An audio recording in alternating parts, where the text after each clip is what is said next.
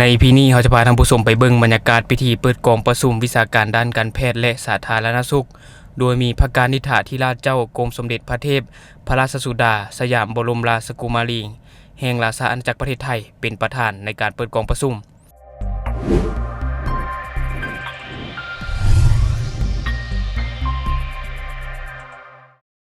สวัสดีท่านผู้ชมกลับมาพบกับช่อง Talk The New และในมื้อนี้เองเราจะเก็บเอาบรรยากาศพิธีเปิดกองประชุมวิชาการด้านการแพทย์และสาธารณสุขมาให้ท่านผู้ชมได้รับชมรับฟังพร้อมๆกันก็คือในเมื่อวันที่21เมษายนที่ผ่านมาสมเด็จพระการนิธิธิราชเจ้ากรมสมเด็จพระเทพพระราชสุดาสยามบรมราชกุมารีแห่งราชอาณาจักรไทยได้เข้ามาเยี่ยมยามสปป.ลาวเนาะก็คือมาฮอดเมื่อวานนี้แล้วก็มีทางการลาวเข้าไปต้อนรับก็ถือว่าเป็นเกียรติอย่างยิ่งที่เพิ่นมาเยี่ยมสปป.ลาวในครั้งนี้ซึ่งกระทรวงการต่างประเทศก็ได้แจ้งให้ทราบว่าในระยะวันที่21เมษายนถึง24เมษายน2025นี้สมเด็จพระการนิธิธิราชเจ้ากรมสมเด็จพระเทพพระราชสุดาสยามบรมราชกุมารีแห่งราชอาณาจักรประเทศไทยจะเสด็จมาเยี่ยมยามสปป.ลาวและเป็นการเปิดพิธีกองประชุมวิชาการด้านการแพทย์และสาธารณสุขเพื่อเฉลิมฉลองครบรอบ25ปีโครงการฝึกอบรมเทคโนโลยีทางด้านการแพทย์และสาธารณสุขสำหรับบุคลากรทางการแพทย์ของสปป.ลาวโดยตอบสนองตามการเชื้อเชิญของท่านทองรุนศรีสุฤทธิ์ซึ่งเป็นประธานประเทศแห่งสาธารณรัฐประชาธิปไตยประชาชนลาวซึ่งเป็นส่วนหนึ่งในการสืบต่อฮัดแน่นและเสริมขยายสายพัวพันธ์มิตรภาพและการร่วมมือฐานบันไกลเงินเคียงที่ดีที่มีมาแต่โดนนานระหว่างสปป.ลาวและราชอาณาจักรไทยให้แน่นแฟ้นและขยายตัวยิ่งขึ้นก็ถือว่าเป็นเรื่องที่ดีเนาะที่สมเด็จพระการนิธิธิราชเจ้ากรมสมเด็จพระเทพพระราชสุดาสยามบรมราชกุมารีแห่งราชอาณาจักรประเทศไทยที่ได้มาเยี่ยมยามสปป.ลาวก็คือที่บ่ทิมบ่ปะกันเนาะกันอย่างดีที่เพิ่นให้ความสำคัญกับสปป.ลาวเฮาเนาะและวันนี้เฮามาเบิ่งพิธีเปิดกองประชุมวิชาการด้านการแพทย์และสาธารณสุขโดยสมเด็จพระการนิธิธิราชเจ้ากรมสมเด็จพระเทพพระราชสุดาสยามบรมราชกุมารีได้เป็นประธานเดี๋ยวเราไปเบิ่งบรรยากาศนํกันที่นครหลวงเวียงจันทร์ได้มีพิธีเฉลิมฉลองโครงการร่วมมือการพัฒนาเวียกงานสาธารณสุขและเทคโนโลยีลาวไทยครบรอบ25ปีโดยการเป็นประธานของสมเด็จพระการนิธิราชเจ้ากรมสมเด็จพระเทพรัตนราชสุดาสยามบรมราชกุมารีแห่งราชอาณาจักรไทยมีฐานทองสวรรค์พรหมวิหารรัฐมนตรีกระทรวงการต่างประเทศดร.บุญแฝงภูมิไลสิทธิ์รัฐมนตรีกระทรวงสาธารณสุขแห่งสปป.ลาวพร้อมด้วยภาคส่วนที่เกี่ยวข้องของไทยและลาวดร.บุญแฝงภูมิไลสิทธิ์รัฐมนตรีกระทรวงสาธารณสุขแห่งสาธารณรัฐประชาธิปไตยประชาชนลาวกล่าวในนามคณะจัดตั้งของกองประชุมวิชาการด้านการแพทย์และสาธารณสุขภายใต้หัวข้อการส่งเสริมสุขภาพที่ดีในอนาคตแสดงความรู้บุญคุณมายังสมเด็จพระนิธิธิราชเจ้ากรมสมเด็จพระเทพรัตนราชสุดาสยามบรมราชกุมารีที่เสด็จมาเป็นประธานเปิดและเข้าร่วมกองประชุมวิชาการด้านการแพทย์และสาธารณสุขกองประชุมครั้งนี้จัดขึ้นในโอกาสเฉลิมฉลองครบรอบ25ปีการร่วมมือลาวไทยด้านการพัฒนาบุคลากรทางการแพทย์และสาธารณสุขที่กรมสมเด็จพระเทพได้มีแนวความคิดริเริ่มในการส่งเสริมฝึกอบรมด้านเทคนิคการแพทย์และสาธารณสุขให้แก่บุคลากรการแพทย์และสาธารณสุขของลาวนับแต่ปี 2000 เป็นต้นมาในปีนี้เป็นปีครบรอบ25ปีแห่งการพัวพันร่วมมือเหตุได้ว่ากรมสมเด็จพระเทพได้ให้ความสำคัญเอาใจใส่สุขยุ่ส่งเสริมและติดตามมาอย่างต่อเนื่องในทุกๆปี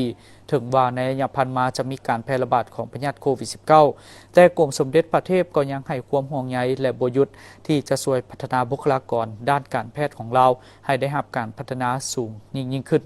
ปัจจุบันสปป.ลาวได้มีบุคลากรด้านสาธารณสุขกว่าทั่วทุกแขวงของสปป.ลาวที่เคยได้ผ่านการฝึกอบรมภายใต้โครงการพระราชดำริของกรมสมเด็จพระเทพรวมมีทั้งหมด 1,171 ท่านปัจจุบันแม่นหุ้นที่27สิ่งทั้งหมดเหล่านี้นั่น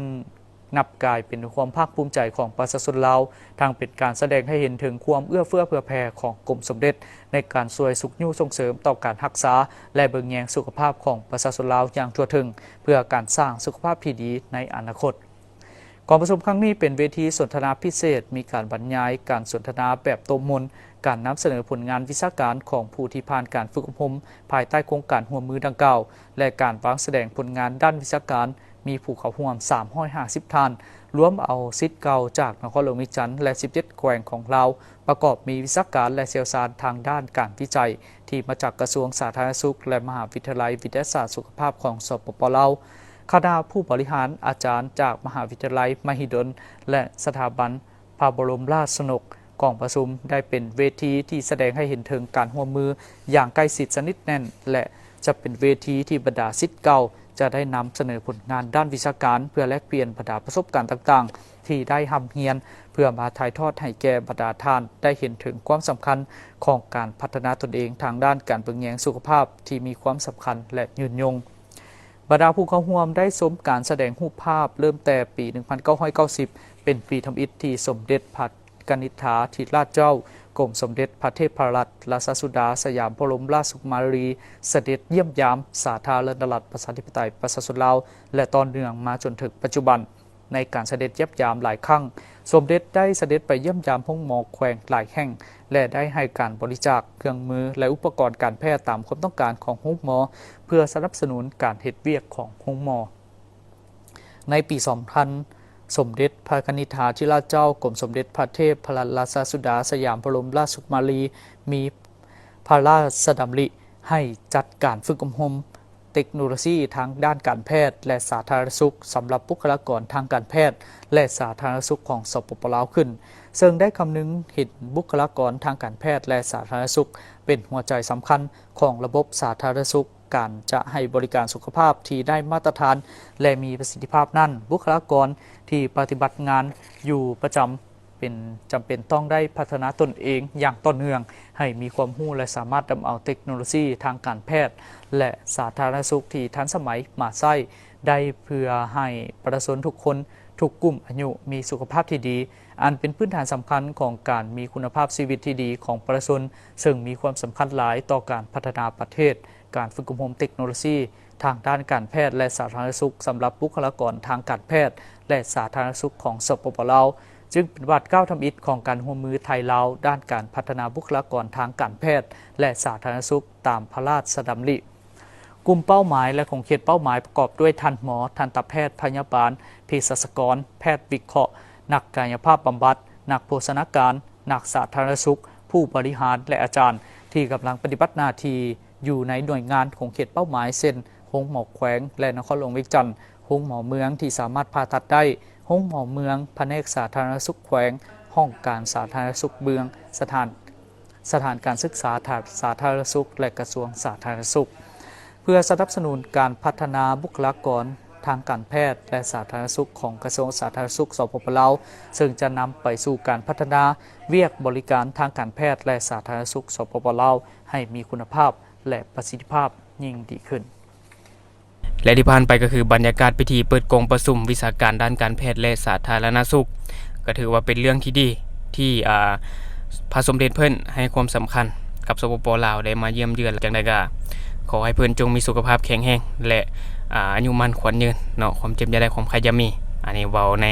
ถิ่นฐานบ้านเฮาขอให้จงมีสุขภาพแข็งแรงและทั้งหมดก็คือสิ่งที่เราอยากจะนำเสนอในมื้อนี้เนาะก็คือจะบ่มีหยังหลายเพียงแค่ว่าจะเก็บเอาบรรยากาศกองประชุมมาฝากท่านผู้ชมให้ท่านผู้ชมได้รับรู้ว่าในกองประชุมเพิ่นกล่าวถึงหยังแด่เนาะให้ท่านผู้ชมได้รับชมรับฟังไปพร้อมๆกันและทั้งหมดก็คือสิ่งที่เราอยากจะนำเสนอในมื้อนี้สำหรับท่านใดที่เบิ่งคลิปของเราแล้วรู้สึกว่าคลิปของเรามีสาระหรือว่ามีประโยชน์ก็อย่าลืม